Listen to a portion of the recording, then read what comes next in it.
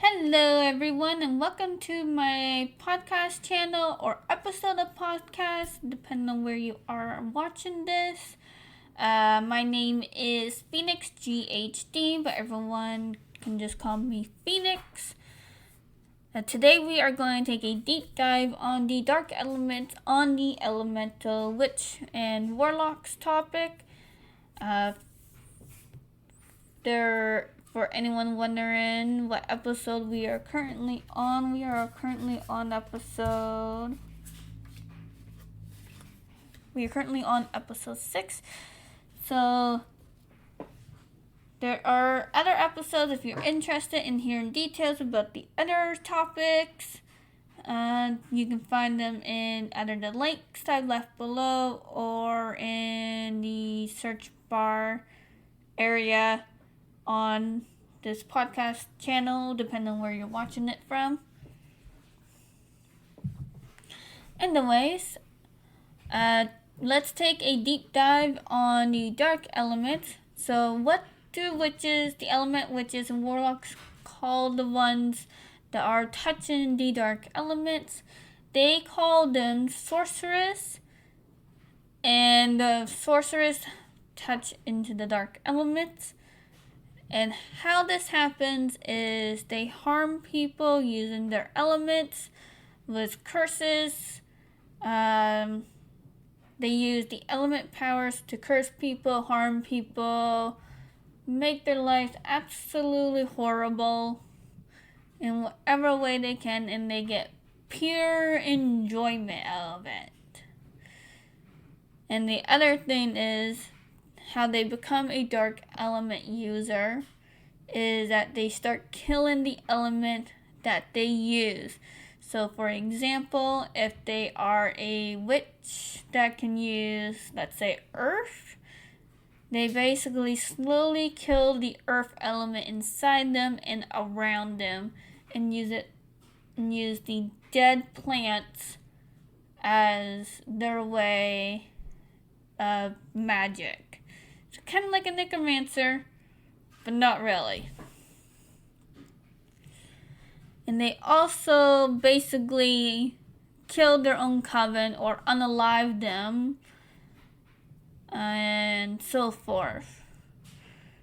So to go into more details, is there different levels of sorceress? Yes, there's your regular levels, and then there's your S rank, and then there's your Circe level. Instead of enchantress, they're called sorceress. And then there's the god or goddess level if they really wanted to go there.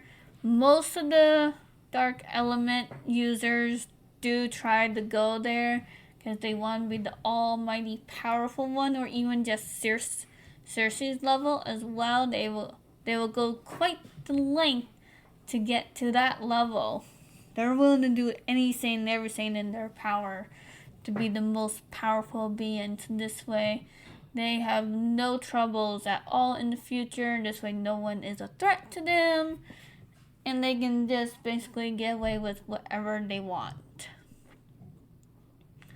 And unfortunately, the people they normally start off with is their loved ones, or the ones that care about them the most, and they feel like it's just not enough, or whatever reason, it just crosses their lines. Something made them cross that line from good to evil over a period of span. It could be because they were born that way, or it could be because they were ignored or bullied, but something makes them snap and makes them go the dark path. And it normally starts off with their loved ones. Just to, for everyone's different on the motives, but it normally starts off with their loved ones. It's rare that it don't. Sometimes it will start with their bully, but it's normally their loved ones. And it's normally after like a misunderstanding kind of thing. It's normally where that happens in my book. And it's just built up frustrations and everything. So then they start practicing the dark arts in like closed doors, somewhere where no one sees them. All depends on what one they use. For ones with fire elements, their fire will slowly turn from like an orangey, yellowish, red color to slowly go in black. So where it kind of looks like a spirit flame, spirit fire, but it's not. It's dark flames. It's the dark elements at its finest, and it's basically pure anger. Now, can you step away and become light again, where you're no longer a sorceress, but you want to use your powers for good? Yes, you can. There is that option for those ones that want to redeem themselves.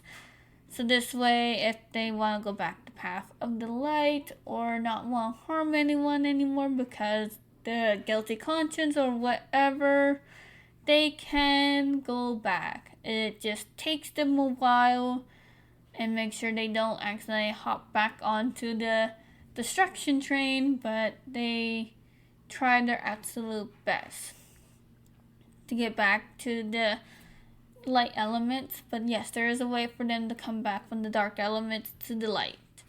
Not easy, but it is possible and it is durable. As for how is that possible, I'm going to use the Dark Witch with the Earth element again. So instead of killing the plants that they have killed, they slowly bring their life back, which brings the person in great discomfort because now they're using their life force to bring back the plants and use it for good, because for such a long time they were just taking the life out of them and out of the plants, and it just became natural and easy for them.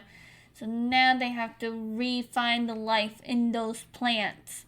Same as the fire, water, whatever. They have to find the life in it again, and then slowly bring it back without harming themselves, which is where the challenge comes in. As for if they harm their loved ones or anyone, unfortunately, depending on the person's condition, if they're no longer part of the world of the living, unfortunately, there is nothing that can be done there. They will be punished for murder in that, or harming someone, and so forth. So that's basically all I have for the dark elements. And it takes time. Some people know this, some people don't. But there is a way for them to go onto the dark path, and then there's a way for them to come off the dark path, depending on the person. Anyways, that is it. Thank you so much for watching or listening. I hope you enjoyed. And I will let you know. In the next episode, we'll be going into details on the magic. I already talked about this a little bit in each and every single episode. But this one, I am going to go into details on each and every single magic in here. So like school, priestess, or sorceress, and so forth kind of thing. Anyways, I'll see you guys and everyone later. Bye!